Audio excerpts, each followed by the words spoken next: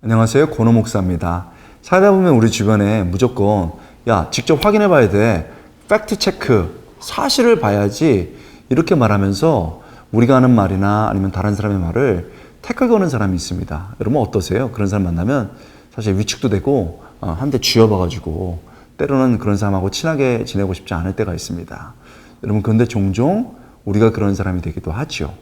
그런 사람을 예수님은 어떻게 대하실까요? 오늘 요한복음 20장 19절부터 29절을 통해 알아보겠습니다. 요한복음 20장 19절에서 29절. 이날 곧 안식 후 첫날 저녁 때에 제자들이 유대인들을 두려워하여 모인 곳에 문을 닫았더니 예수께서 오사 가운데 서서 이르시되 너희에게 평강이 있을지어다. 이 말씀을 하시고 손과 옆구리를 보이시니 제자들이 주를 보고 기뻐하더라. 예수께서 또 이르시되 너희에게 평강이 있을지어다. 아버지께서 나를 보내신 것 같이 나도 너희를 보내노라.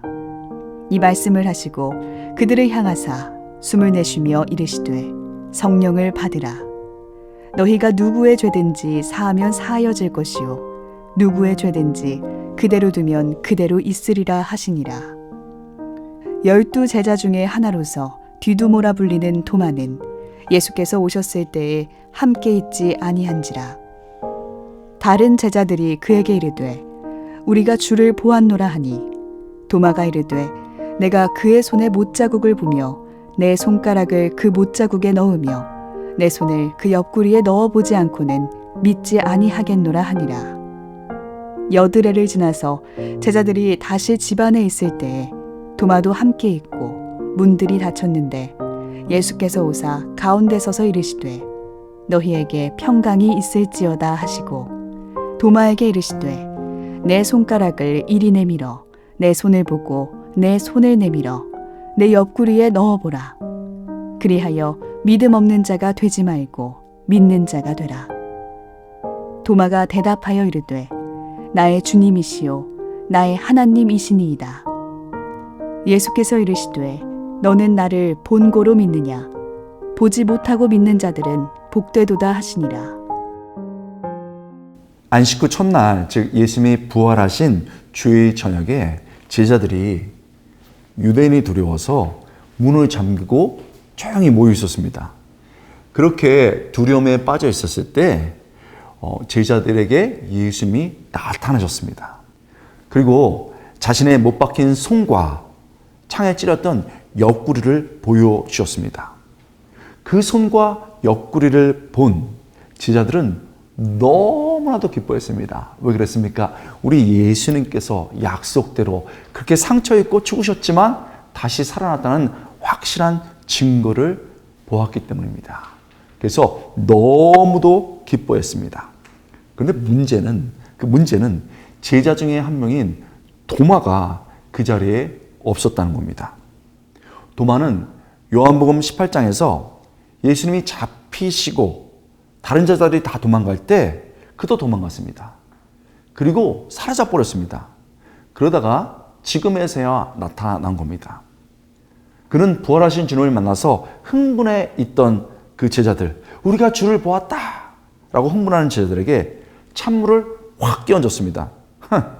내가 예수님 손에 못자국 보고 거기에 내 손가락 쑥 넣어보고 옆구리에 넣어보기까지는 절대 안 믿어.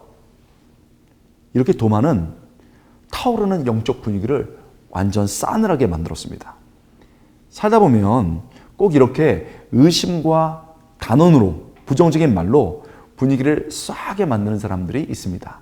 여러분도 주변에 그런 분들 있죠? 그런데 우리는 묻게 되는 거죠. 도마가 도대체 왜 이런 회의적이고 의심에 찬 모습으로 살아가는 것일까요? 그것은요, 도마가 눈에 보는 것으로만 판단하는 사람, 눈에 보는 것에 근거해서 생각하는 사람이었기 때문에 그렇습니다. 도마는 사실 예수님을 따랐으니 열정도 있는 사람이었습니다. 그러나 결정적일 때 눈에 보이는 것에 따라서 생각하고 판단했습니다. 그러니 눈에 보이지 않는 영적인 것, 진리 이런 것보다는 보이는 것이 확실하게 그에게 생각의 거리, 판단의 기준이 된 거죠. 예수님이 잡히시기 전에 제자들에게 아버지의 집, 천국에 대해서 얘기하시고 그 길을 통해서, 주님의 길을 통해서 천국으로 제자들에게 인도하실 거라고 말했습니다. 그러자 도마가 눈에 보이지도 않는 그 길이 뭡니까 도대체? 나는 이 이야기가 이해가 되지 않습니다. 라고 그 길에 대해서 모르겠다고 말하면서 영적으로 찬물을 쫙 끼얹었습니다. 예수님이 잡히실 때 그의 눈에 보이는 것은 예수님의 가르침이 아니고 잡혀가고 힘없는 그 예수님이었습니다. 참 약하신 분이구나 하고 도망간 겁니다. 여러분, 이렇게 눈으로만 판단하고 또 자기 눈만 의지하는 이 도마, 예수님을 부인해 버렸습니다. 그런데 오늘 본문 보니 8일이 지났습니다. 그때 다시 제자들이 모여 있었습니다. 도마도 물론 있었죠. 26절입니다. 여드레를 지나서 제자들이 다시 집안에 있을 때 도마도 함께 있고 바로 그 순간, 도마도 제자에 있는 바로 그 순간 예수님이 나타나셨습니다.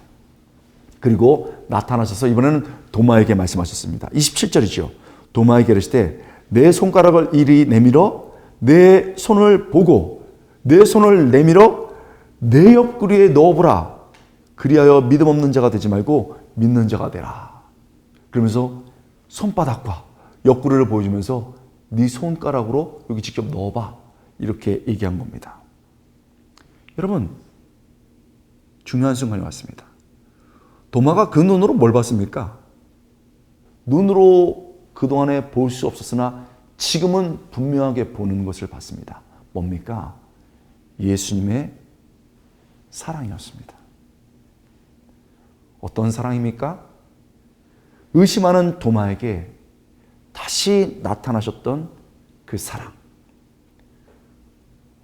의심하는 도마에게 상처를 보여주시며 다시 그를 세우기 위해 기꺼이 상처받기를 거절하지 않는 예수님의 사랑이었습니다.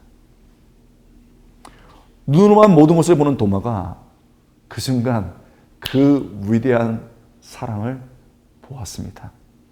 영적인 눈이 열린 것이지요.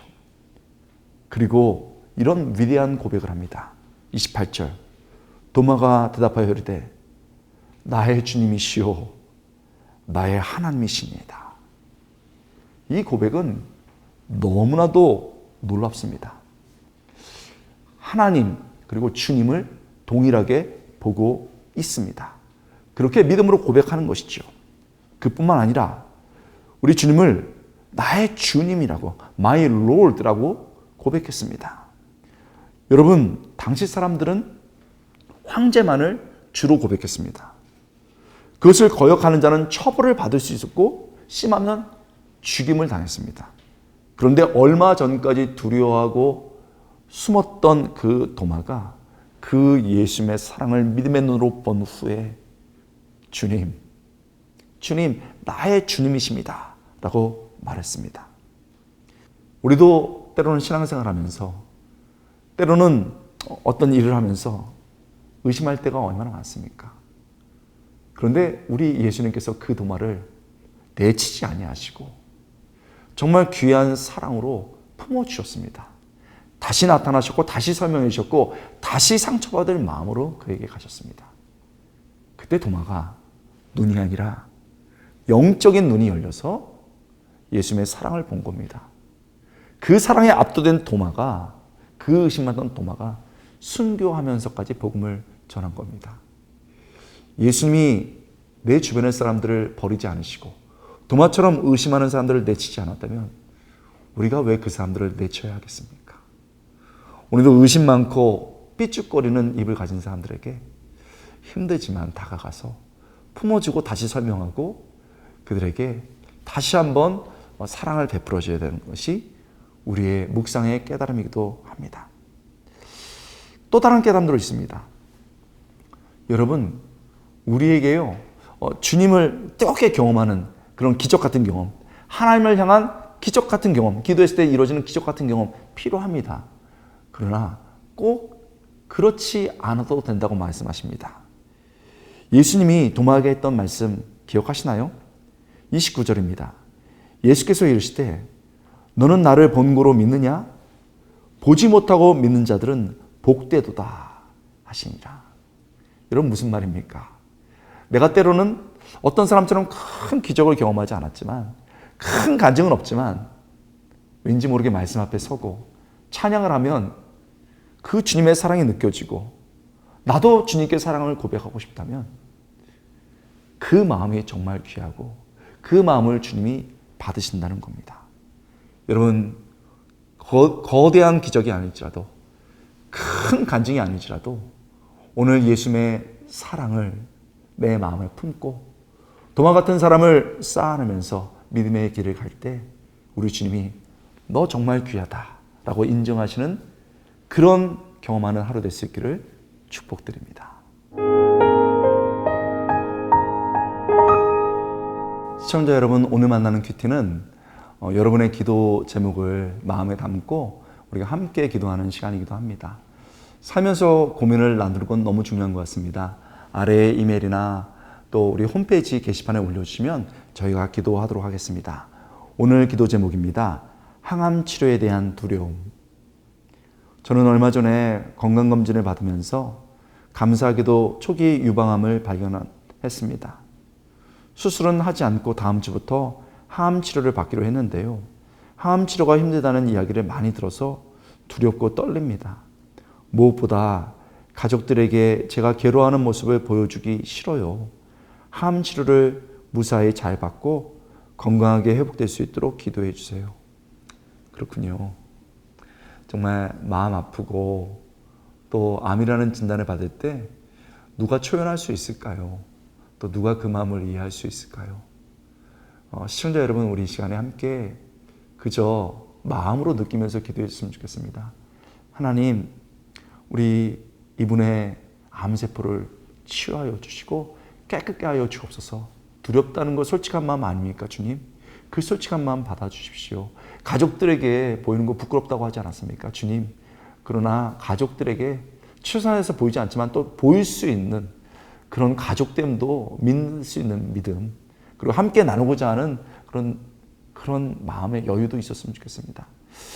우리에게 나눠주신 것처럼 가족에게도 나눠주시고, 그럴 때 가족도 우리도 함께 기도하기 원합니다. 여러분, 더불어 아프신 분 계신가요? 저희가 여러분을 위해서 기도하겠습니다. 사연 보내주시고요.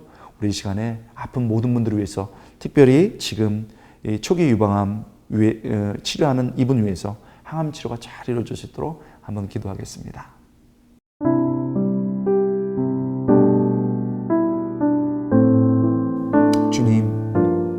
주님이 가난한 자와 더불어 아픈 자들에게 너무나도 많이 다가가셔서 치료해 주시고 그 손 잡아 주셨습니다.